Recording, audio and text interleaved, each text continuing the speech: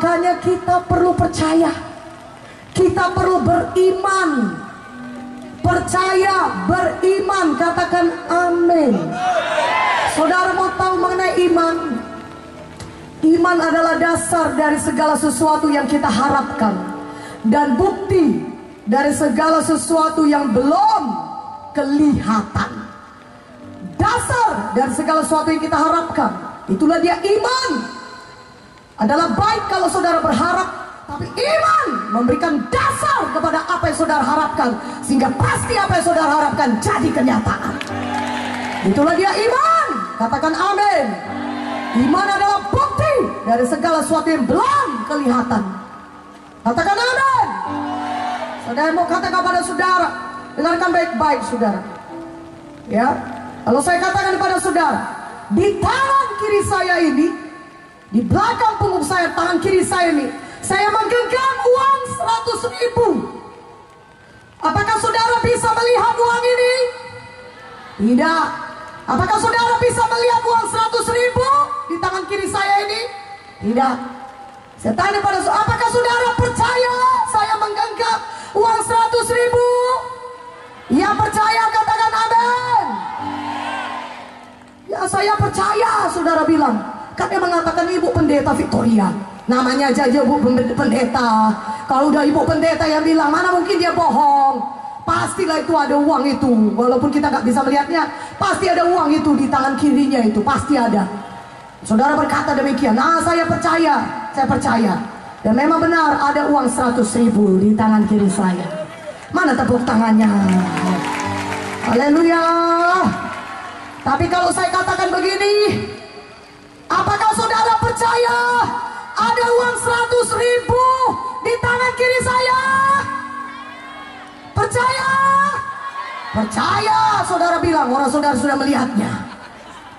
Itu bukan iman. Iman adalah saudara sudah percaya walaupun saudara belum melihatnya. Haleluya. Apa dasarnya? Karena Tuhan yang mengatakannya. Walaupun saudara belum lihat saudara sembuh, punggung saudara masih sakit, kaki saudara masih sulit melangkah, telinga saudara masih tuli, tapi saudara bisu, telinga sebelah tuli, mata buta saudara, tapi saudaraku, saudara sudah percaya, saudara sudah sembuh.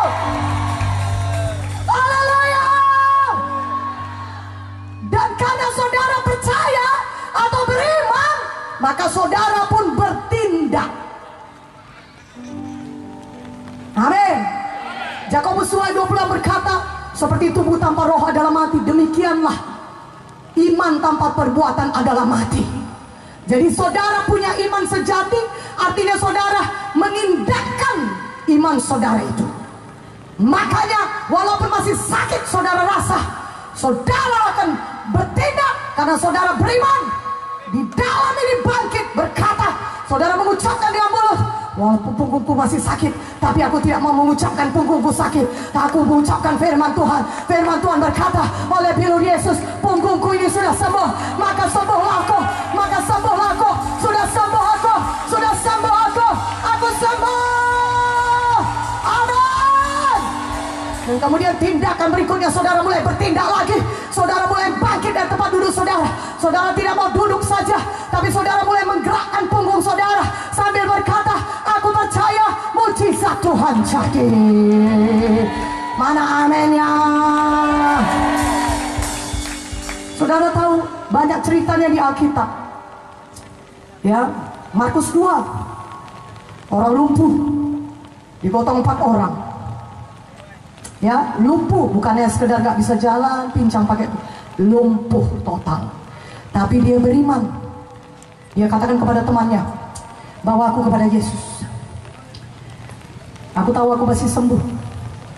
Saudara bisa bayangkan di tengah jalan orang mengejek, alah, sudah lumpuh total, gak usah harap dah bisa sembuh. Orang-orang mungkin berkata, pulang aja, pulang. Ngapain mau kemana? Mau cari Yesus? Ah, sudahlah, tak usahlah cari Yesus, sibuk. Banyak pelayanannya tuh lihat tuh Tuhan Yesus tuh, banyak orang berbondong-bondong di rumah itu. Yang benar, mereka cari Yesus sampai ke rumah tempat di mana Tuhan Yesus berkhotbah. Banyaknya orang mendengarkan firman Tuhan. Seperti saudara sekarang yang sungguh-sungguh mendengarkan firman Tuhan. Dan saudara beriman, maka saudara akan mengalami mujizat Tuhan. Mana amin yang lebih kuat aminnya? Saudaraku, mereka coba masuk dari pintu tidak bisa, dari jendela pun tidak bisa. Tapi satu hal, iman itu mengenai tindakan. Mereka tidak pulang.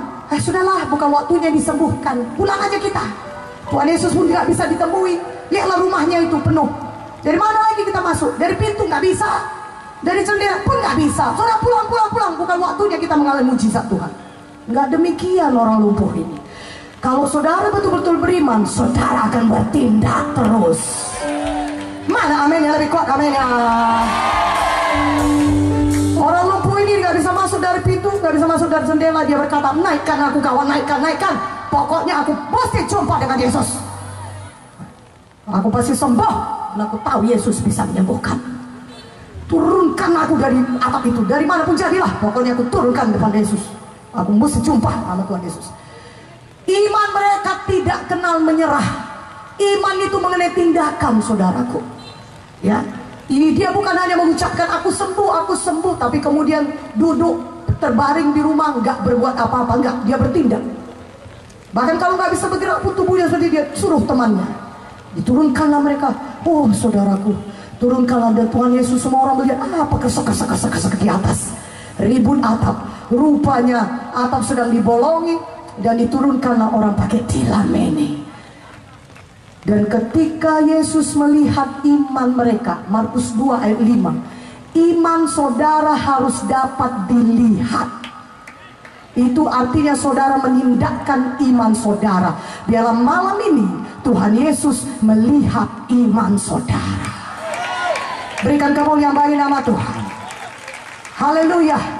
Jangan diam saja. Sekarang saudara sedang duduk di tempat duduk, saudara berkata, oleh pilih Yesus aku sembuh. Mulai gerakkan kaki saudara, sembuh pinggangku ini Tuhan. Tidak ada lagi penyakit jantung yang baru kau berikan bagiku Tuhan. Terima kasih buat ginjal yang baru Tuhan. Aku sudah sembuh, aku bisa sembuh, aku bisa menggerakkan tanganku, aku bisa menggerakkan kakiku. Segala penyakit stroke pergi keluar dalam nama Yesus. Bertindak, katakan amin. Kurang kuat aminnya, katakan amin. Lebih kuat aminnya, katakan amin. Berikan kemuliaan bagi nama Yesus. Saudara bisa mengalami kesembuhan saat ini karena Tuhan Yesus hidup. Dia melihat saudara, dia melihat iman saudara. Kalau saudara percaya, saudara akan menerima mujizat Tuhan. Maka ketika Tuhan Yesus melihat iman mereka, dia berkata, hai anakku, dosamu sudah diampuni. Dan kemudian dia berkata, bangunlah, angkatlah tempat tidurmu, dan pulanglah ke rumahmu. Katakan amin. Orang lumpuh ini langsung bangun. Dia tidak berkata, Tuhan, nggak bisa gerak. Makanya diturunkan pada orang. Tuhan, sembuhkanlah dulu, baru bisa aku bangun. Angkat tempat tilam, angkat dan pulang ke rumah. Sembuhkan dulu. Tidak, dia menindakkan imannya. Karena dari awalnya pun dia sudah beriman. Dia tahu ketika dia dengar perkataan Yesus, bangunlah, angkat tilammu, pulang ke rumahmu. Dia percaya kepada firman Tuhan. Dia bangunkan dirinya, dia angkat tempat tidurnya, dan dia sembuh. Dia pulang ke rumahnya. Mana tepuk tangan? Haleluya. Haleluya.